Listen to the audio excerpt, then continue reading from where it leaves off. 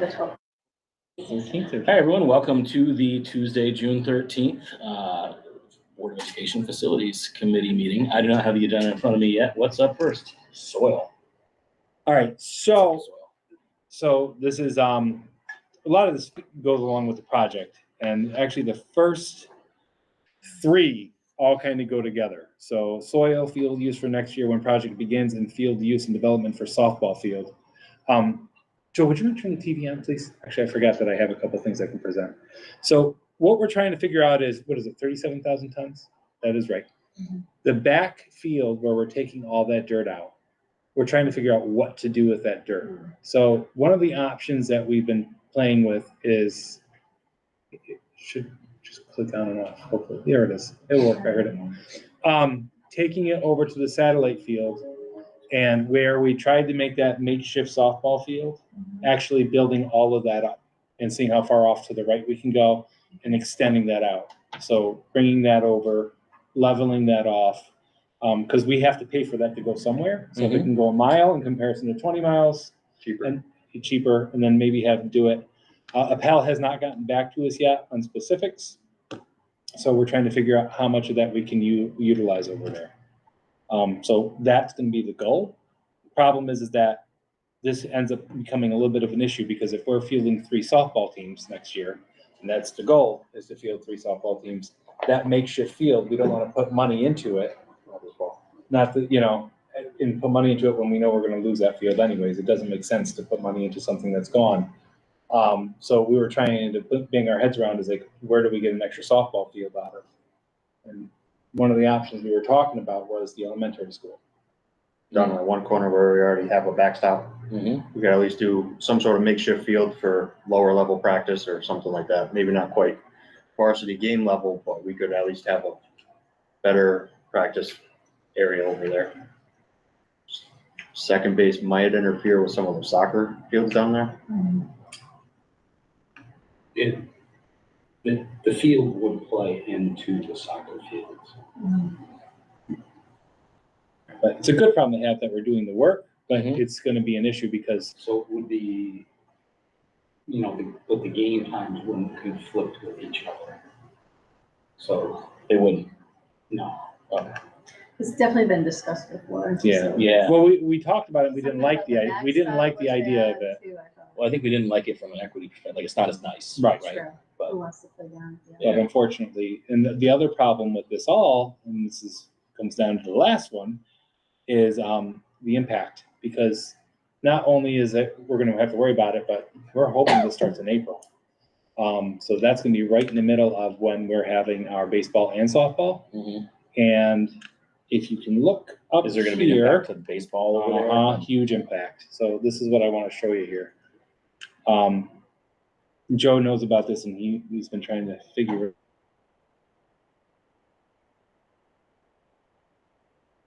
I'm sorry. Let me go back one. That's the electric. Yeah, this is the one I want to show. I'll zoom in. There. All right. So this is the facility right here where I'm kind of going. You see that? That's actually currently trees. Yeah. And this is the baseball field. So this line is actually where they're going to be doing the fence. And we will not be able to use our baseball field. Neil, do you want to explain that? Yeah, so the dotted line is basically a scope of work, meaning they have to dig past where the wall is going in order to 100% reinforce the way it needs to be done, which cuts right into the baseball field. We won't have dugouts, fencing is getting ripped out, everything in there. So baseball, if we do break ground in April, we will not have use of that field. And ultimately, it would be put back up. Yeah, so it's just for this season. Yeah, and actually it will be put up a little bit better, because we're actually moving in the backstop a little bit more, and we're buying the shell backstop, not the one that basically, if you watch baseball, it doesn't catch a single ball. I've never seen it stop a ball. So this one actually will work. And we're looking at giant fencing to go around it and cement areas for the dugouts. So the dugouts will go back, but we're just going to put cement down. So they're elevated a little bit with a base layer underneath them instead of just sitting on stone. Yeah, and there'll be new fence all around it as well. down sides, not all of You know, on the sides, Yes. thank you. So you should talk.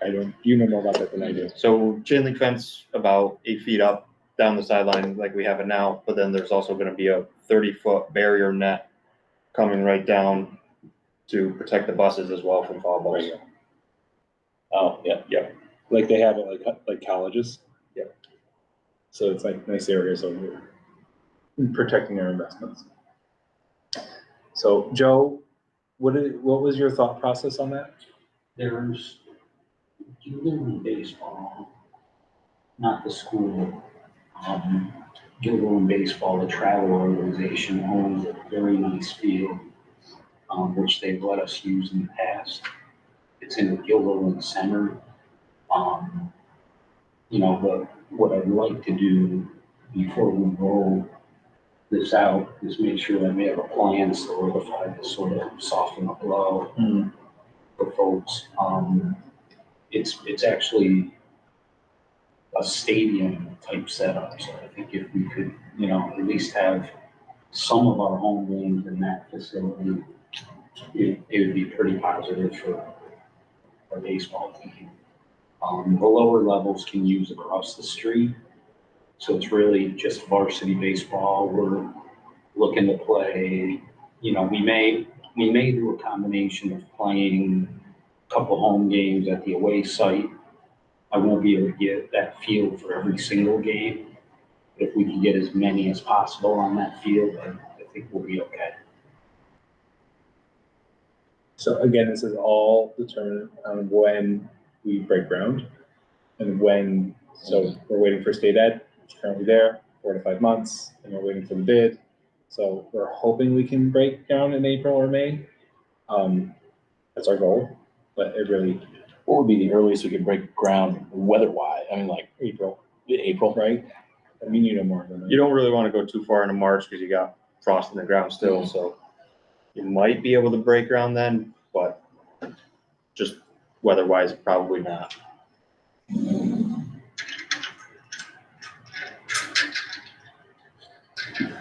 That's really it for those things in the top 3, but they all kind of go hand in hand.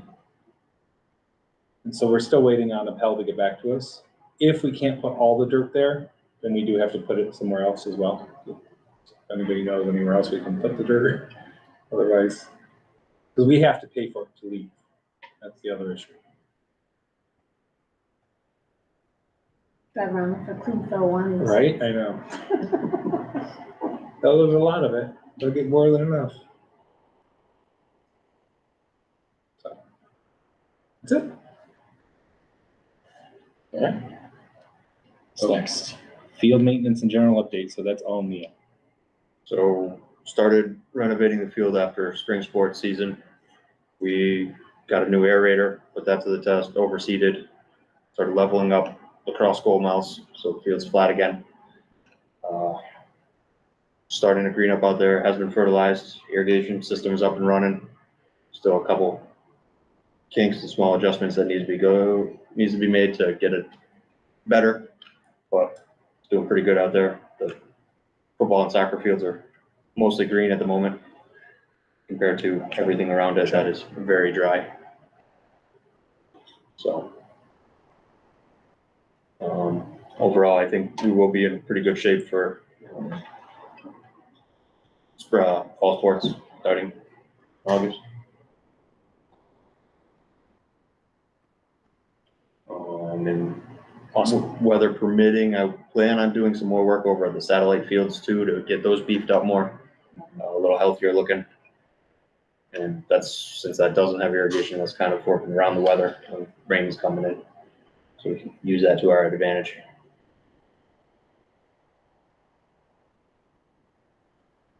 All right. And then general update going on in the buildings? Buildings were just general maintenance, trying to get everything ready for graduation, testing this week, starting first thing tomorrow morning. We did just put 100 chairs in the gym. Nice. And so, yeah, everything seems to be moving along and in the right direction. And he has a 27-foot V in Blackbird now. That Yeah. is going to go on the hill, right? Is that where you're gonna put it? Yeah. And so, That's awesome. so as people drive by for graduation, you see the big logo on the side of the hill. So instead of I love New York, it's just gonna be the Voorheesville Blackbirds. That's great. Did a sample of it the other day right on the softball, so you can kind of stand up on the football I sent- bleachers and look down I at it. sent them a picture of it. Okay. Yeah, cool. So, it was so fun. Okay. Any questions on general stuff? I don't think so. So Neil's also looking at his summer, not just summer use, but summer itself. So that's when they're going to be able to get a lot of projects. One of the bigger projects that custodial maintenance is working on is actually our basement. If you have been to our basement and you've seen it, holy smokes. There are things down there that really need to be surplus and removed and taken out so we can actually use that facility. So that's going to be one of the bigger goals over the summer. is- Plan on getting some of that stuff up on auction for next board meeting. Cool. Yeah, so we can clean that out and then actually have storage and use it. Storage space. And a credit to Lonnie as well. So the front half is a whole bunch of stuff. And then the other half was all other issues. Absolutely. We're gonna try and do that.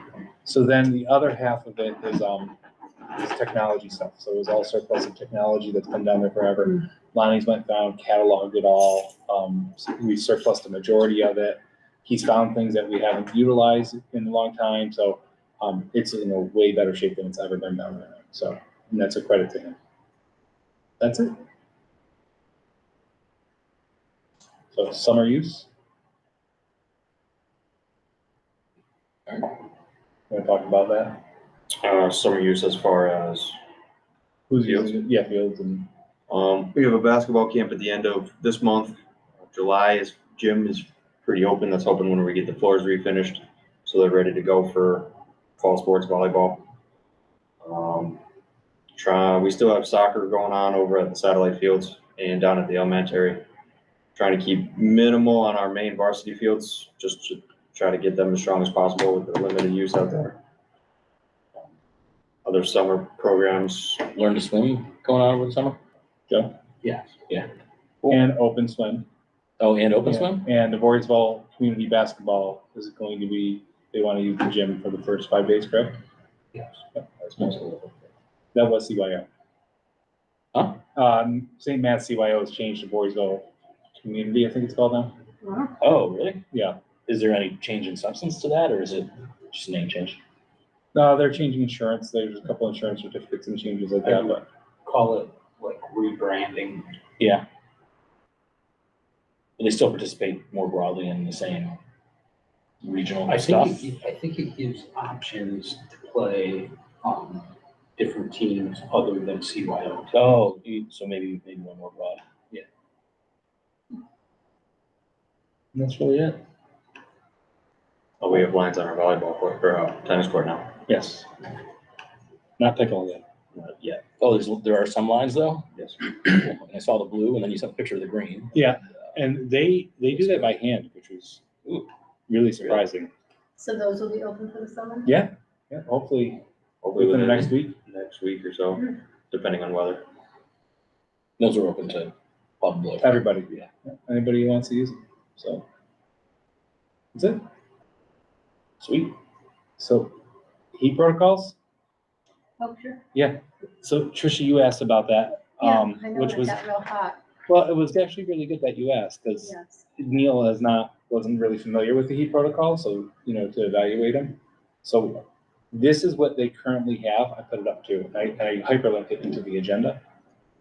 This is their current heat protocols. So there are 9 rooms, because there used to be 10, but one of the rooms was, they ended up getting like an air conditioning unit for it. So when the outside temperature is 85, combination, they watch the rooms. We're gonna redo those protocols a little bit. So the protocols is that Jeff Avenzio watches the room and then speaks to the head custodian. So Neil and I talked about today, and I asked Jeff how he does it. He literally walks from room to room in the beginning of the morning and starts watching it. There's a computer program that can be done by the custodians to monitor every hour where that room is and how hot it is. So that is the, So they do monitor temperatures in the rooms Yep. themselves. yeah, so you want to explain what we have the ability for? Yeah, with our contract with TBS, we have control of the system. And in that system, it tells you your outside temperature plus each temperature of individual spaces throughout the buildings. And Jay does have access to see the temperatures on our schematics as well. He doesn't have control to change anything in there, but we can control certain things, like the amount of outside air that was let in. Like last week with all the smog, we put the outside air being pulled into the state minimum, just so we weren't pulling 100% of outside air into the building. And then we can kind of turn up the heat, turn down the heat from there, or AC units that are connected, that we do have it in, we can control it all from the computer. Yeah, I have a question. I was gonna say, what's our max? Like if it hits 90, we get kids out of there and teachers, or? I believe it's 85. Let's outside That says 85. outside, yeah. It just says qualifying conditions. I don't see and then it says Yeah, rooms. let me ask Jeff, because I don't know, this is something that Jeff Primary Garzio actions. predominantly uses, so Just he all has, windows open and stuff like that. let me ask Jeff what the temp is. I mean, we don't have to right now, but I Yeah. just heard from people that hot spell, it was literally 89.9 in some of those rooms. Which just doesn't seem conducive to learning, but I don't know. That's the reason we're getting air conditioning in those rooms. Right. Right, yeah. that'll handle most of the. Yeah, and the teachers problem can, they areas. do move the rooms, they have the ability to move. Mhm. I think there's a listing of it. Yeah, I see that now. Yeah, so I don't know, maybe it could just be a more established process. I'm just asking Jeff.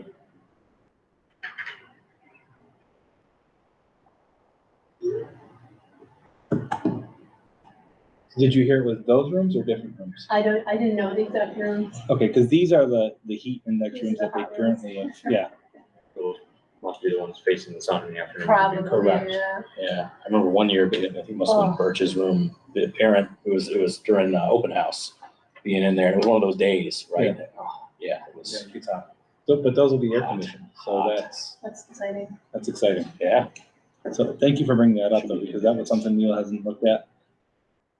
So we can start really digging into that a little Do bit we, better. we probably don't, but I mean, it'd be nice to know over time in the future, do we keep track of how many of those days each year and when?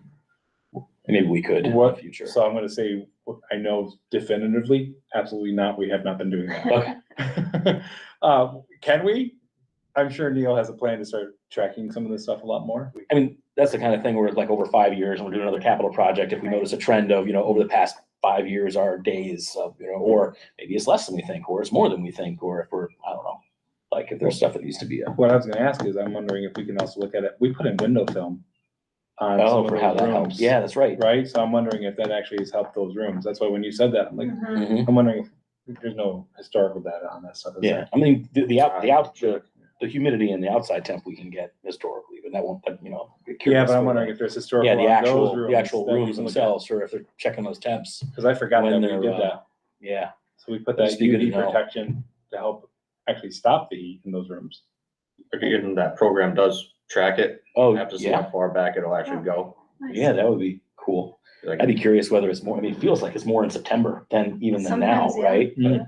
But like September just feels, And Awful. I didn't get a chance to see this beforehand, but if it does get too hot, we move the kids to a different part of the building. Yeah, so they have, Like the gym or something.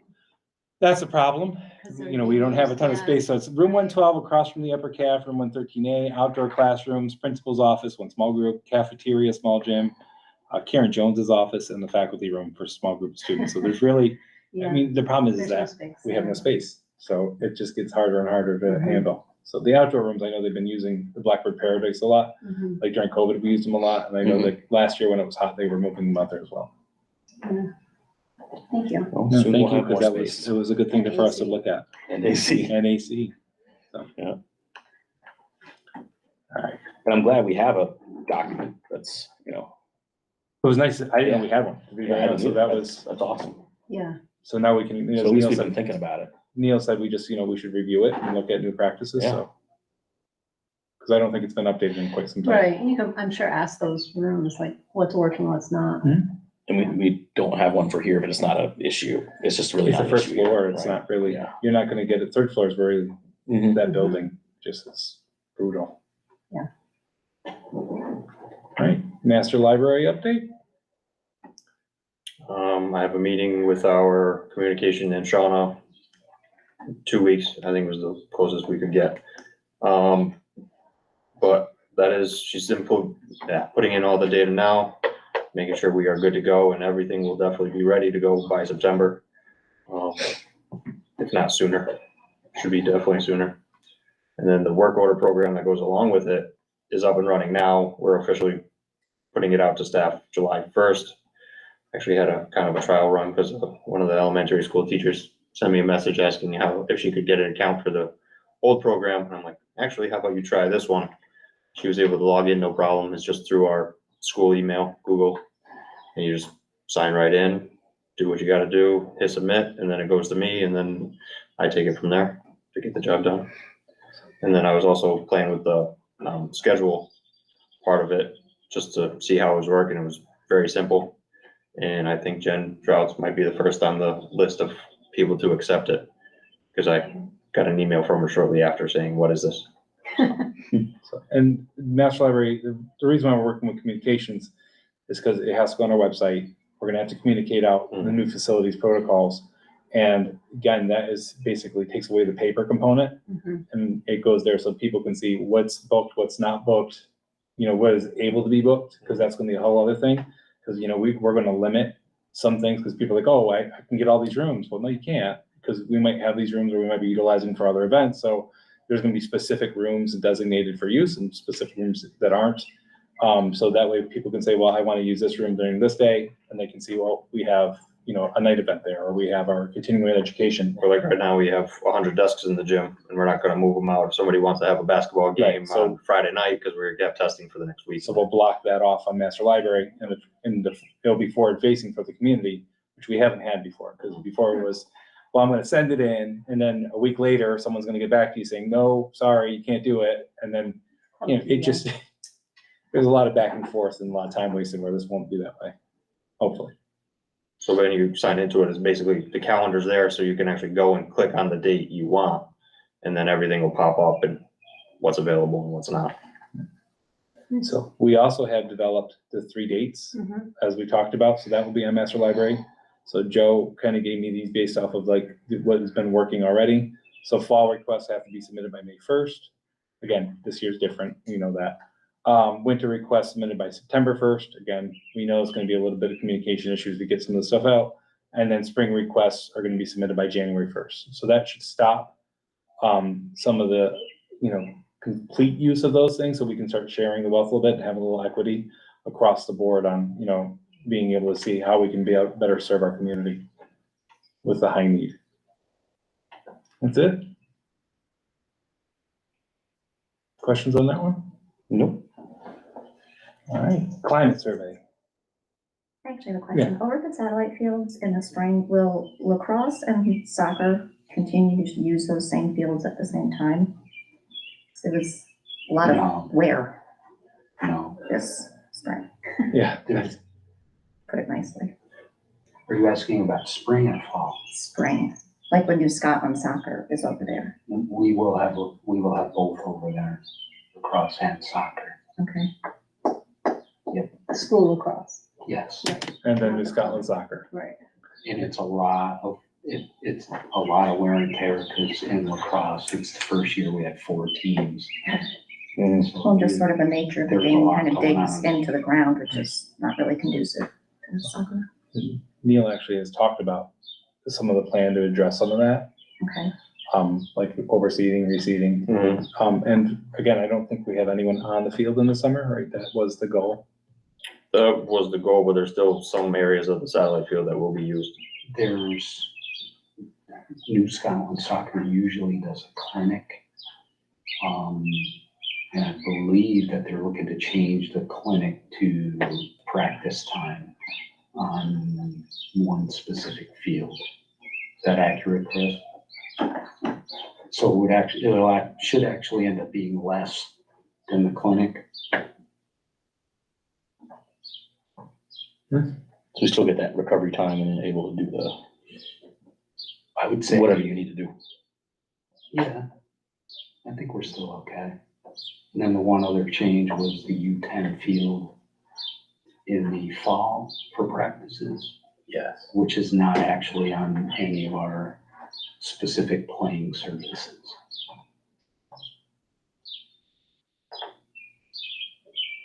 That's not, It's in the baseball. okay, thank you. I was like, where is that? I had no idea where that Those was. 3 smaller fields, there's a full in it. Yeah. Okay. So climate survey, Trish, this is one that you wanted to talk about too. Yeah, you had brought it up at our board meeting last time. Yeah, so I, Fit well here. yeah, so no, absolutely. So I took out the questions and you confirmed these were the right ones. So I wanted to make sure. If you look at the percent, it goes elementary school, middle school responses for students, high school, and then the last response is overall district.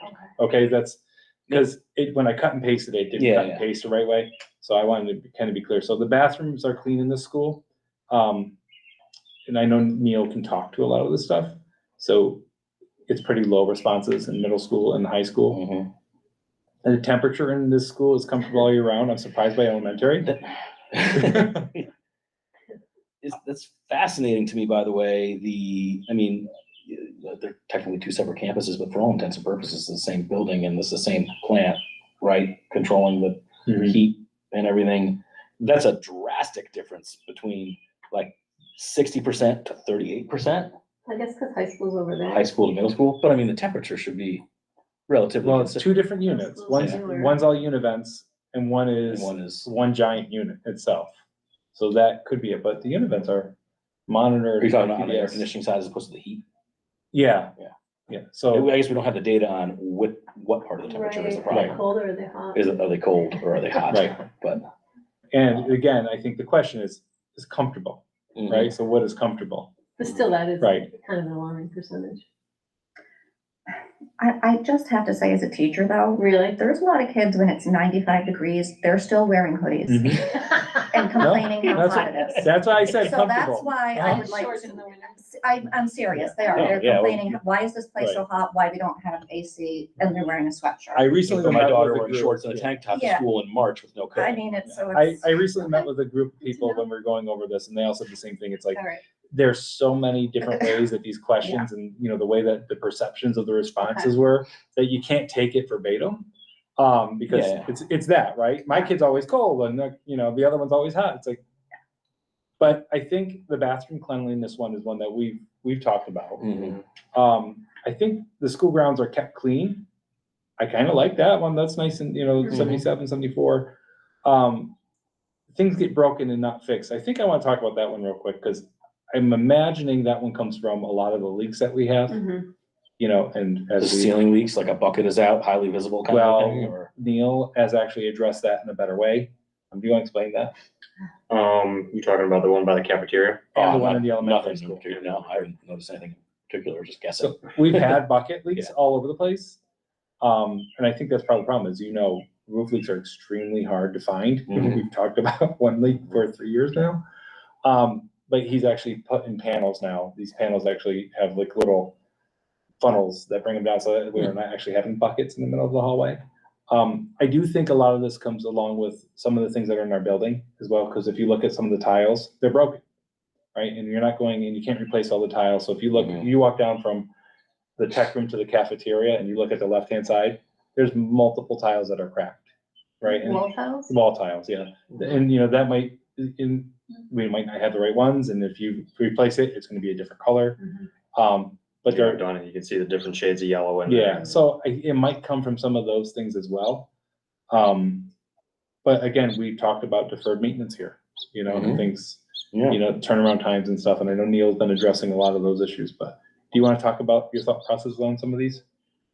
As far as maintenance, I try to get things fixed as quickly as we can.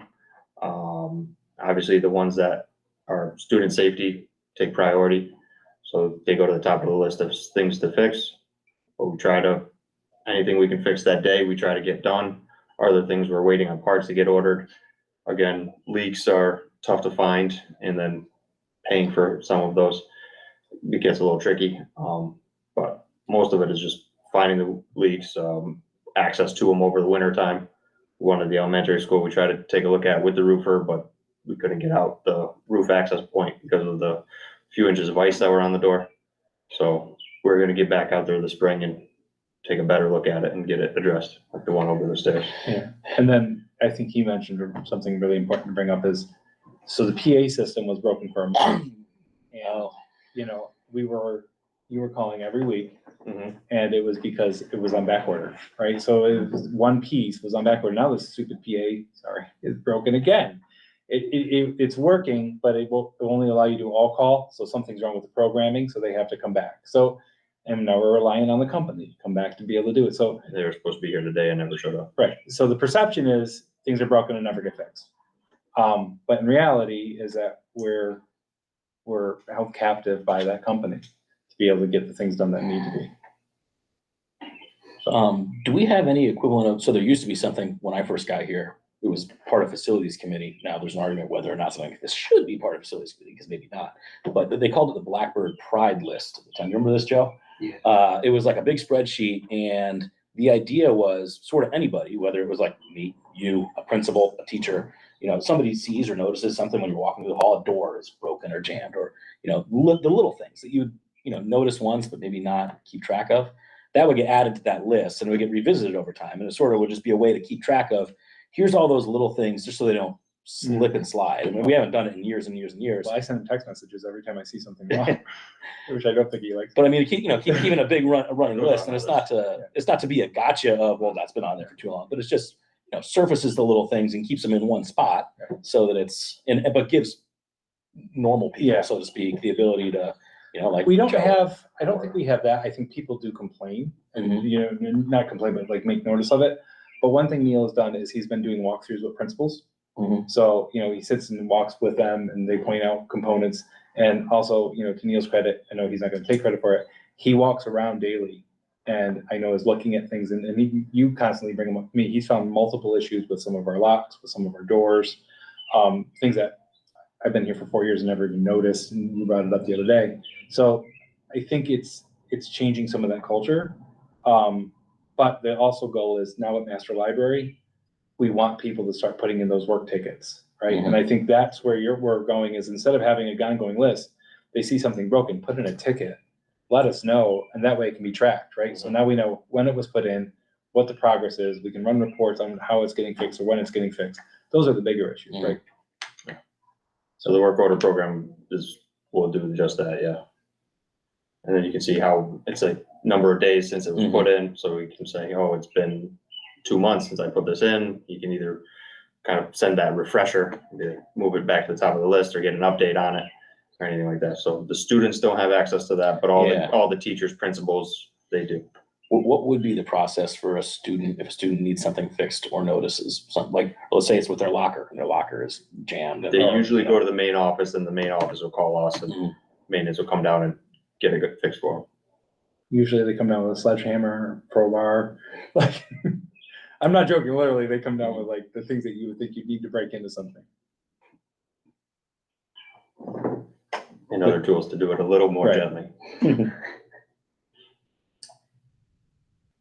Yeah, the other one that's interesting to me is just that proud of how the school looks on the outside. I mean, again, 2 campuses, this is one building, and the high school and middle school, just a difference in that response. It's the same building, it's just being viewed, I guess, by 2 different perspectives, just 2 different, you know, and because to me, like a 12% jump or so, right? It's 73 to 10%, so 73, 64.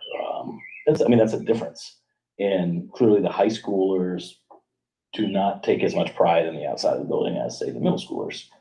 I'm just curious about differences like that, because it should be the same, but it's what's different. I think we've done a lot of work on our outside as well. I mean, No, it's like all the new windows. all the new windows. I mean, our fields are much, much better than they have been.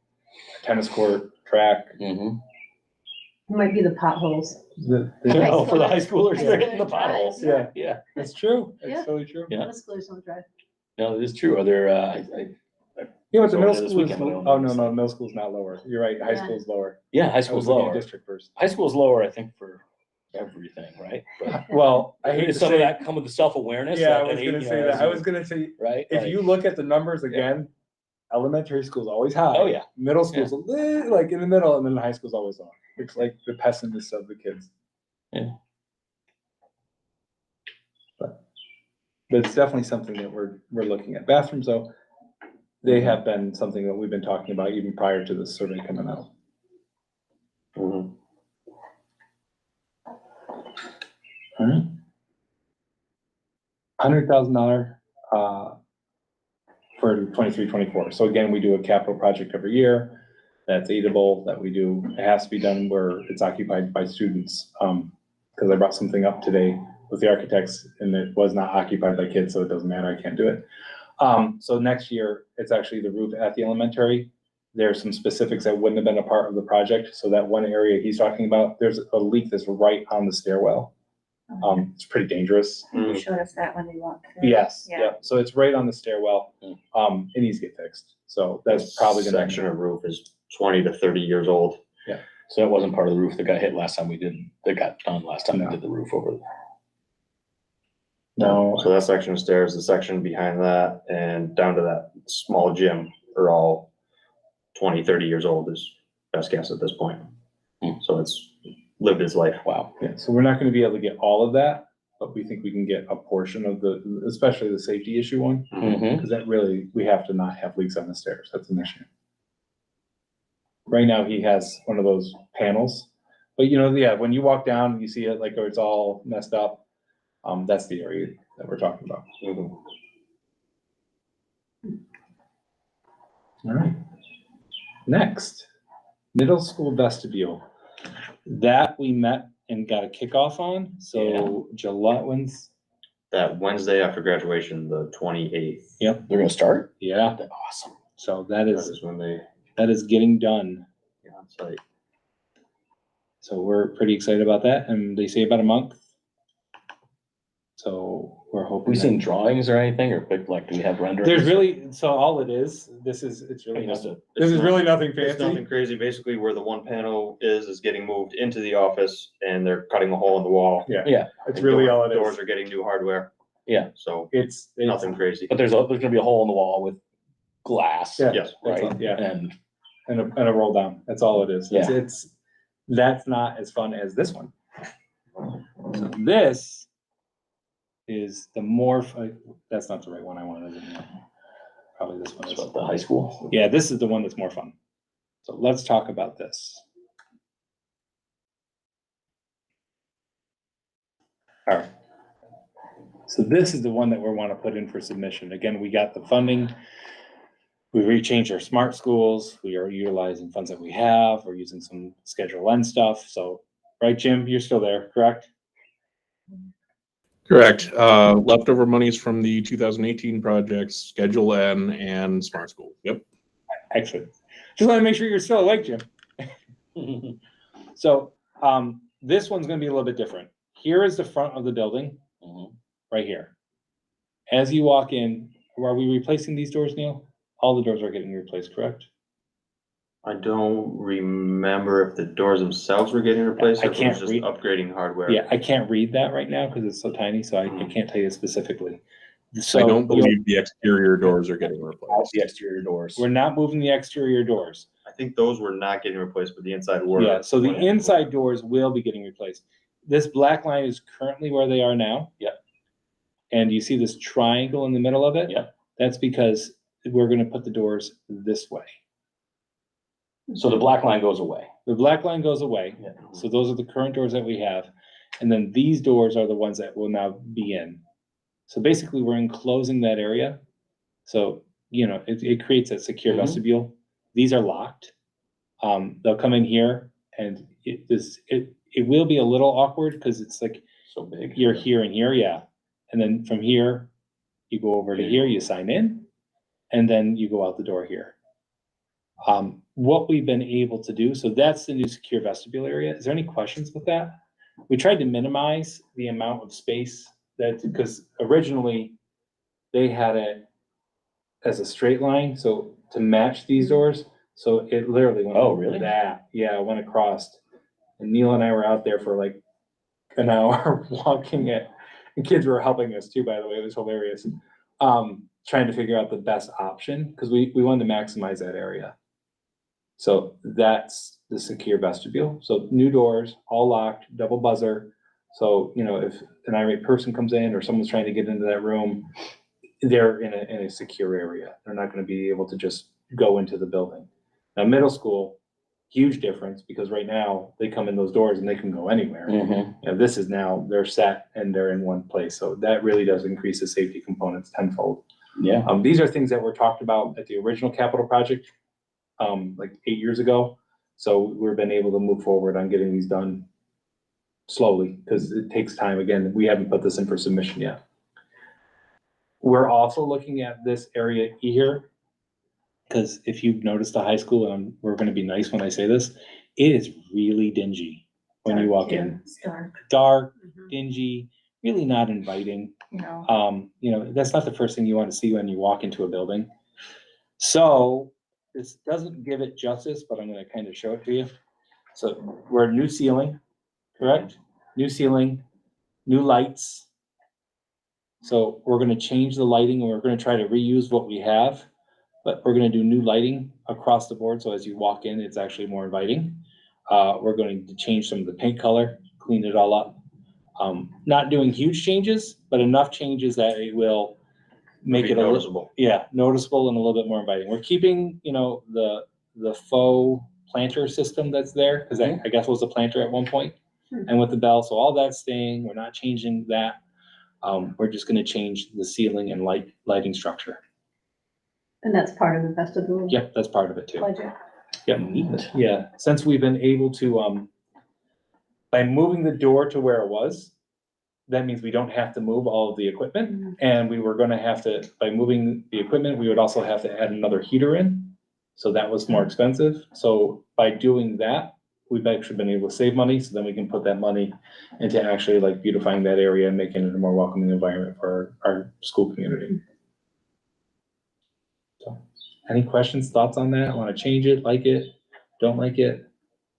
It's exciting. Yeah. Have a secure entrances everywhere. And what's it, when? Oh, probably a year from now. I mean, Like next summer? Middle Yeah. school this summer, Yeah. ideally this one next summer. Yep. yeah, unfortunately, Yeah, because we can't, there's no way to do that. no. The good thing is there's no asbestos. We had that tested. Yeah, that's a bonus. Like, listen, well, because honestly, if there was asbestos, we probably wouldn't have been able to afford to do it. Because it just costs so much to be able to do the abatement, depending on how much it is. A little bit, okay. If it was a lot, you know, that's definitely, it would definitely change the whole project. So. All right, so after this meeting, then we will submit that. Because Awesome. we're just waiting to have a conversation with you. That really is where we were going, so that will be submitted. Nice. So that's positive. Yeah. Cameras, we finally were able to work through Kamali. They've had 3 different people oversighting it. And it kept on becoming issues to get the right bid for it. So we finally have the right bid. And one of the cameras getting installed. This summer. Yeah. We haven't got an actual date on that yet. One of the Kamali guys was just here the other day doing some work, and I asked him if he knew anything about it, and he said it hasn't crossed his desk yet. So still have to get an actual answer on that So one. is this swapping out all the existing ones? So well, here's And the adding issue that new? we talked about, right? Our interior cameras have been band-aided. Mhm. And they're all working now, which is great, because we haven't had our interior cameras fully functioning. I think Lonnie and, Credit to Lonnie, yeah. Lonnie and you, I mean, you guys have found the cameras, look for them. Lonnie continually band-aids them and make sure they're working. Exterior wise, as you know, we are very limited in our exterior cameras, like to the point where we have very little that are actually functioning. You're gonna make fun of my printer again. Yeah, this is where we're going, right? Or Yes. just- Yeah, so This this, would be the new ones. these are the new ones now. Where I circled, I know it's tough to tell. We currently don't, there's major gaps. I'll ask you one second. Where? Just trying to figure out where we are. I think.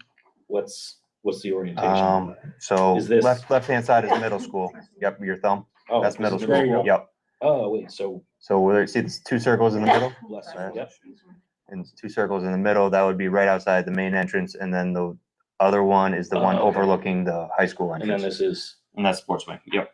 oh, And those would be facing out towards the parking lot and then the. Everywhere, yeah. So Yeah. we'll have full vantage Full point, coverage. at this point, which we Middle don't school right now. there. Mhm. So it'll at least cover some of our issues Yeah, and be able to help us when we have problems.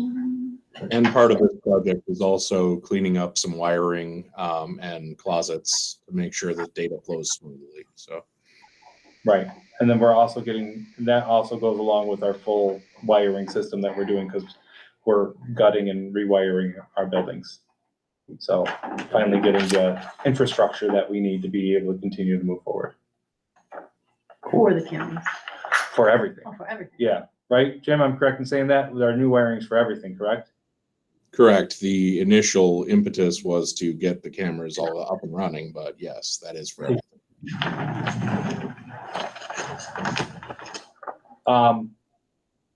What was I gonna say? Someone looked at our systems a couple years back and Mhm. took down the ceilings and looked in. Oh, right. They said it was like spaghetti. Mhm. It's not marked, not where it is. We do now have, and I think Robbie, you'll know what this is, but Lonnie's really likes this toy. It's the one where you plugs it in and I can Oh, a tell. little tester? Yeah, what is that? I don't know the actual name of it. It's but a line tester. Yeah, so basically it can tell you exactly where it goes, what server it goes to, and we've never owned one of those before. And he says it's been like heaven having it, so. Awesome. It made troubleshooting and diagnosing some of the cameras a whole lot easier. Yeah. He got very excited about using it, so it was good. Yeah, and again, I think I might be downplaying a little bit. Last year, we probably had half of our cameras working. And now, between Neil and Lonnie, we have over 110% of our cameras working because they've actually found cameras that weren't hooked up or cameras that were like in the basement that were hidden, that were just in boxes that we now been able to put back in. So we're in a much better spot. Again, this is a ubiquity system. It's not enterprise grade. You know, they break a lot, they fall down a lot, there's a lot of Band-Aids. They're not gonna do everything we need, but for the time being, it's a lot better. So when we transition, So when we transition, we're doing all of them, inside and outside, inside, outside, yeah, and we're going. this summer. No, Oh. unfortunately, we gotta do this in phases, so Okay. we've been So budgeting. This summer's outside? This summer's outside, Okay. and then we're gonna transition over inside, but we couldn't even do inside now because we don't have the right Yeah. infrastructure to be able to do it. Okay. So it's a slow and steady race for this one, Mhm. but we're getting there. Any other questions on this stuff? No. All right, now for the fun one, capital project. I have a few things that I can show you. First one, I want to show you this stuff. So if you come over here, if you look, these are our tiles. I have multiple tiles now. So this is the flooring for the elementary school. So as in the hallways, and we put these in as alternates. Again, I'll probably make this a lot prettier than what I'm gonna do right now.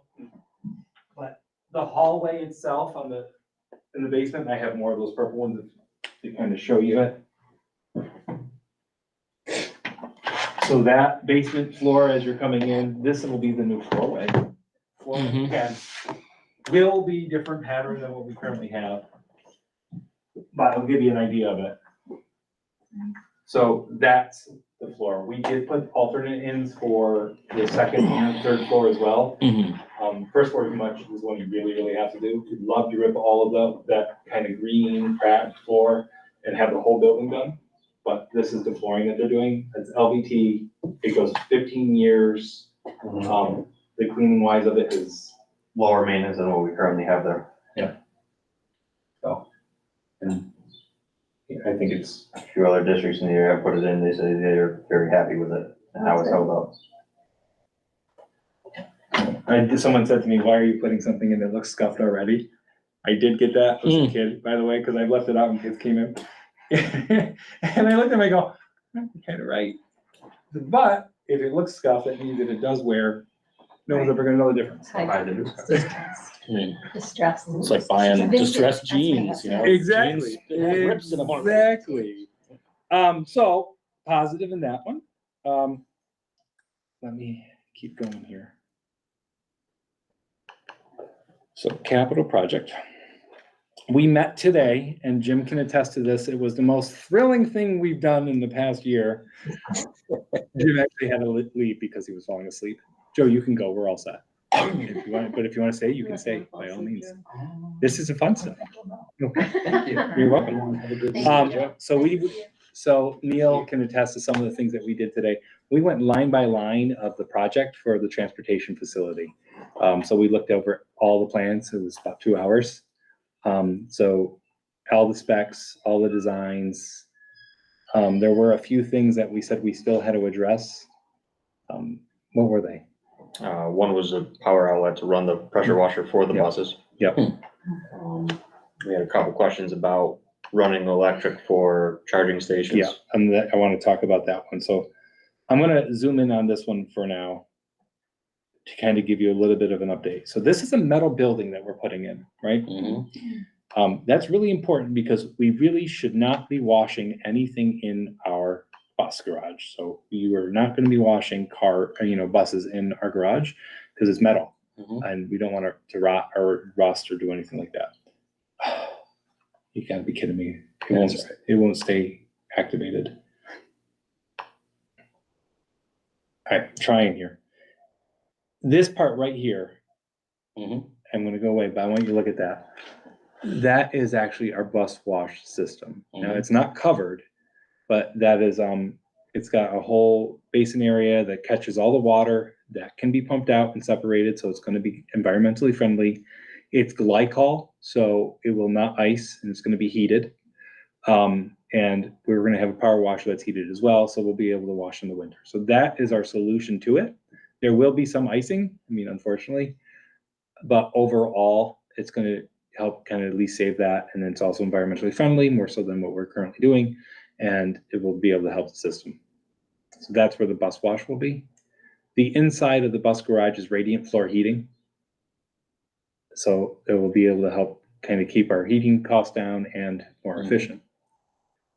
This is basically everything that's here. This is empty. So we have trees here, we have trees here, and you're gonna see this empty space and you're gonna be like, well, why can't we put trees here? That's the septic system. They can't tie it into the one that's behind it.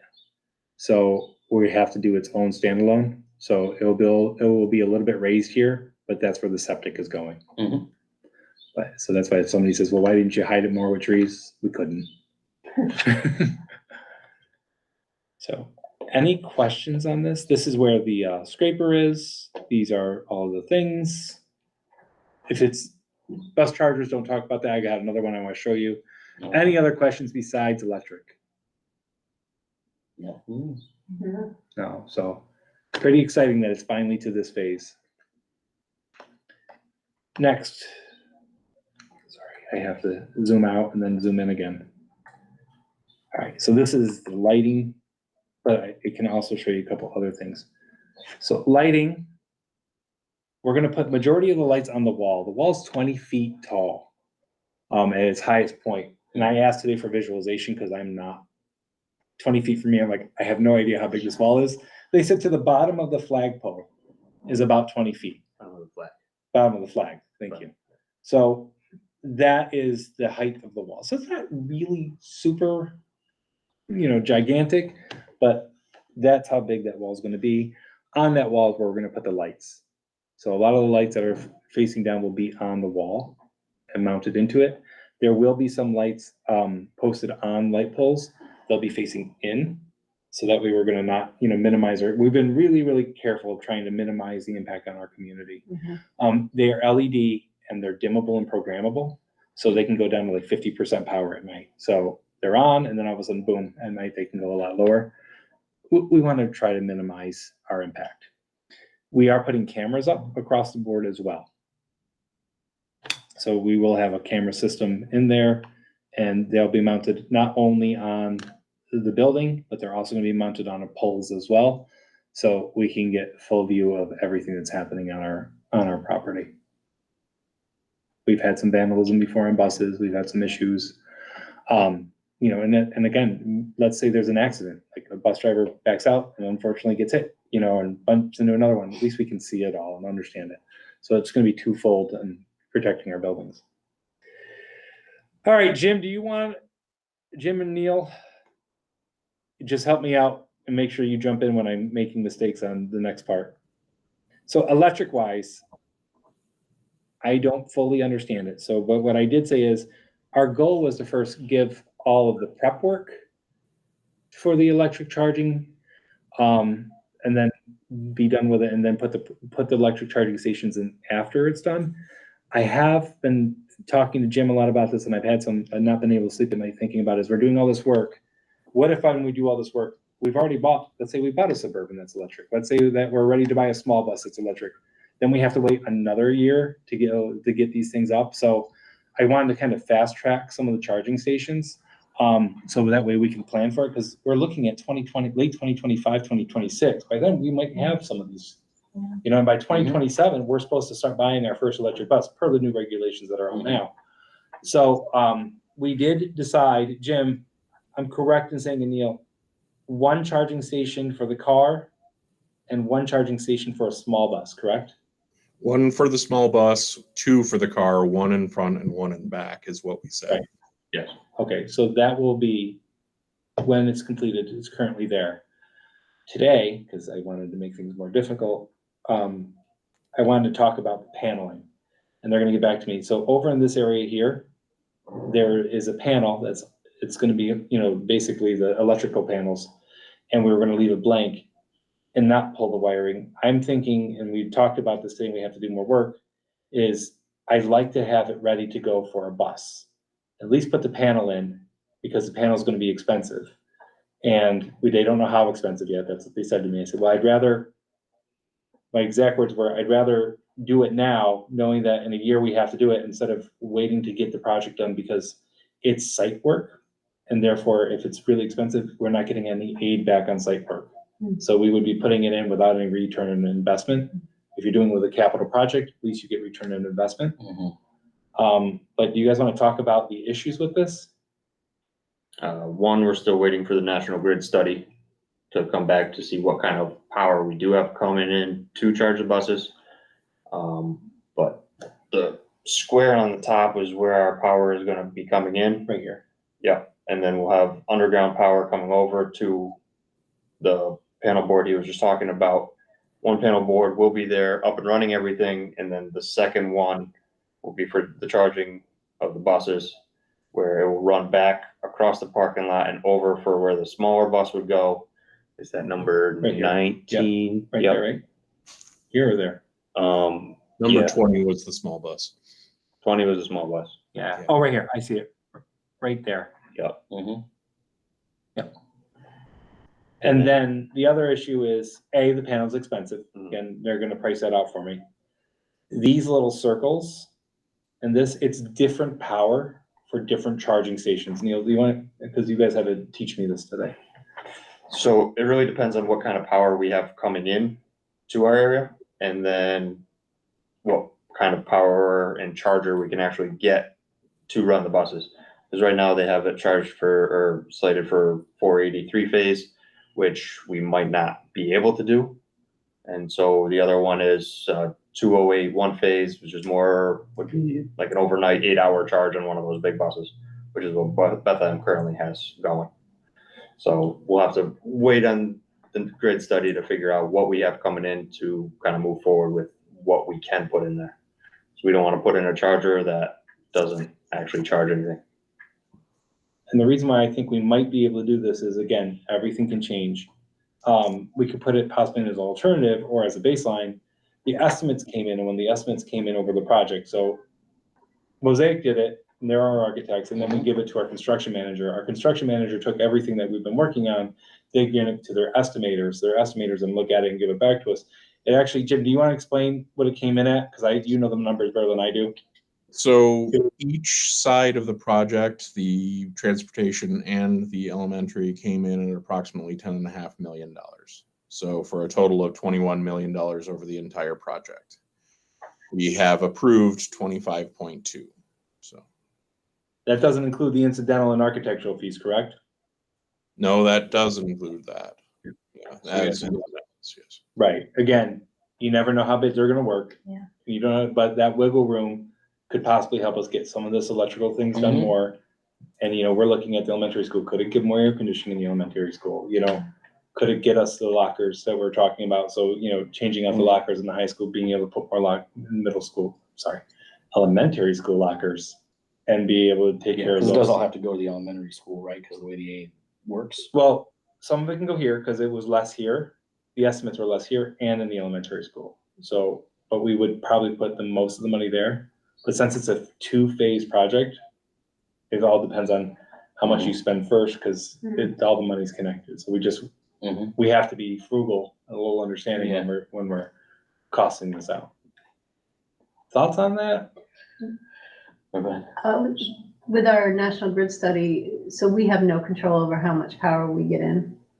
Like, it's not like we can upgrade, we get what we get. It's basically whatever power lines they have coming in Right. from the station, and it's not as simple as, hey, can we have some more? Right. So Also, I know you were saying it's only like a year ahead, but is there any risk that if you do it now, the technology is vastly It's a different? huge in a year? risk. Yep. I That's know. part of the problem too. But we're not putting in the charging station, right? Yeah.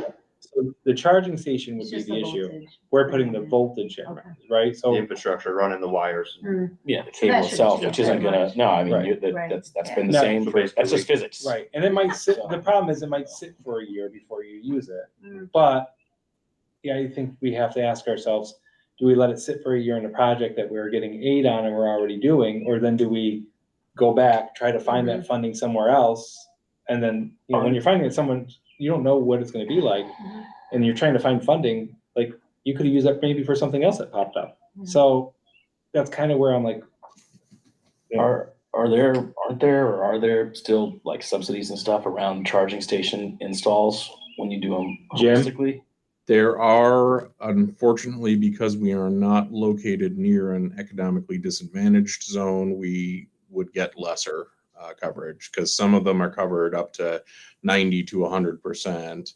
In our case, it might be up to 50. So unfortunately, it all deals with socioeconomic levels and Mhm. our ratios of where we live. So we're not always gonna get those funds. So like the most electric buses that you just saw, the grant that came out, it was all underfunded areas, right? Yeah, Again, I think sticker shock though for people is gonna be, one bus is about $450,000 right now. That's an electric bus for one. So, you're talking about, we typically buy 3 buses in a year for $400,000. Yeah. It'd be 1.2 million. Mhm. So even if you're getting That has some of that money back, 100-mile range to it. exactly. So that's gonna be, until hopefully they start making these a little bit stronger and the regulations change, the smaller buses are gonna be the way to go, and the Suburbans and stuff. I think that is a good step in the door for us. I'm still hesitant on pulling the trigger, and we don't have that yet on the bigger buses. is it worth, where's the staff lot on the left? Is that? Yeah, Yeah. Is it worth looking at potential subsidies for putting in electric chargers in the staff lot as not, maybe there are other different programs available for that. I know for a time, there were programs for like putting in chargers at Price Chopper. You could do it almost for free. And then, you start picking up charge on the electric down the road. Like the Village of Voorheesville put in one, the one down there, which they don't let you charge that anymore unless you're a village resident. But before that, when they did, because they came out and yelled at me when I was charging one time and explained to me how the way all the finances worked for them, which was it was basically free. Like, are there things we can do for putting in just what I would call retail charging stations that could help us with some of that infrastructure? when looking up all that information for the more heavy duty program, there is a light duty essentially program where they will help you out. That didn't seem to be as focused on economics. That was more, hey, do we need a charger in this area? Yeah, we'll work with you. So, because I mean, if it's Suburbans, you can charge that at a regular charger, absolutely. right? And if we get regular, and do we want to look at putting? I think we talked about this at one point, even for up here, but electric chargers and staff lots, for example, right? Is that the kind of thing we want to look We at? will have the infrastructure, see the one arrow coming down to the Yeah. corner of the staff lot. That will be for if we want a charger there down the road. Yeah, but I mean, are there other programs that may have money for putting in chargers in a staff lot versus chargers for electric buses? is all. I don't know. That, Jim, Maybe all that money's dried up by. You're now, looking at because me and I there's so gotta much tell you, I'm expense. looking at Jim on the camera on this, cause I'm like, cause Jim really is the guru of finding those monies and finding where they are. I I'm think- pulling that all apart, and yes, there are some programs. We'll just have to make sure that we qualify, and there's still money in them. Yes. Yeah. Mhm. I think the problem is that 3 years ago, they were giving the money Yeah, away on yeah. this, and now it's like, oh, all right, well, we got the ball rolling. Yeah, now there's a lot of them out there and they're. Jeff said between 83 and 85 on the temperature in the rooms. Lower than I would have thought. That's when they move them out. They start looking to make changes. So maybe it was just late enough in the day that they didn't. That could or be a something. possibility. They're like, all right, we got 20 minutes. So that was, oh, and I got one more thing on the capital project. So I complained, and you know this already, that I didn't like the color of the carpet. So they actually gave me a new one. And Neil agrees with me. This was the original color that they gave me for the gold. This is the new gold. I like the new one much Yeah, better. looks more gold, See, everybody says the new one's better. less mustard. What's the name of the new one? Gold. Is it? It actually has, yeah, gold leaf. It actually has the Yeah. name gold in it. Yeah, So- it's much nicer. Oops, sorry. So these are, yeah, and if you put it together, It looks really good in contrast. right, it looks Uh-huh. much better. So, I haven't liked some of the concepts, so today they actually shared some of the concepts, and I want to get your input. I'm not gonna show you the one that I like the most, and one I like the least. So, concept one. Again, these are just concepts, but that's concept one. Mhm. And this is the old gold, not the new gold, I think. Concept two.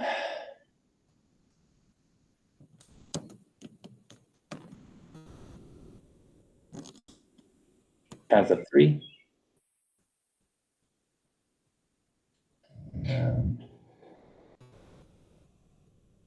Concept four.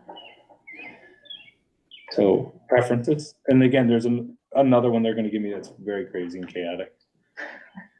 I would say 2 or 4. 2 or 4, what about Tricia? I strongly Have no dislike real number 1. opinion. Number one's horrible, right? It absolutely is. Okay, good, I agree. Okay.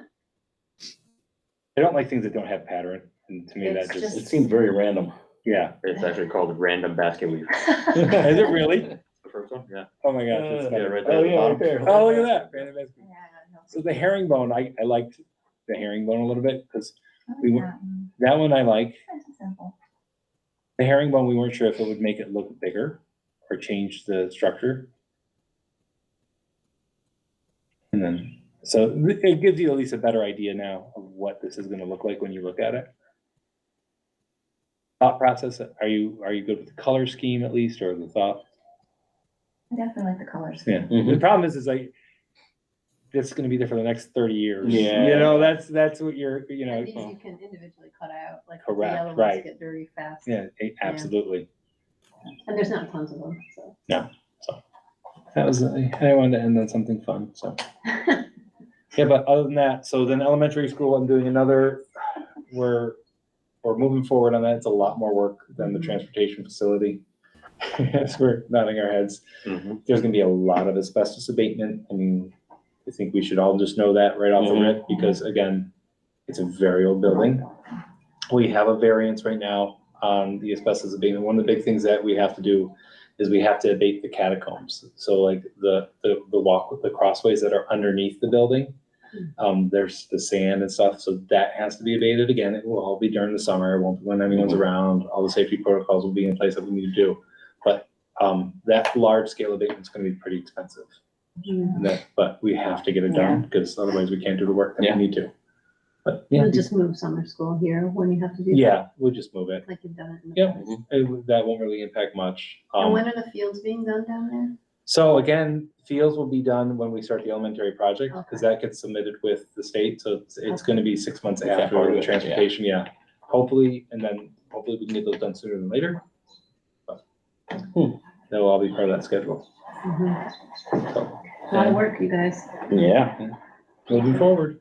Anything else? No. That's great. I don't have anything. All right.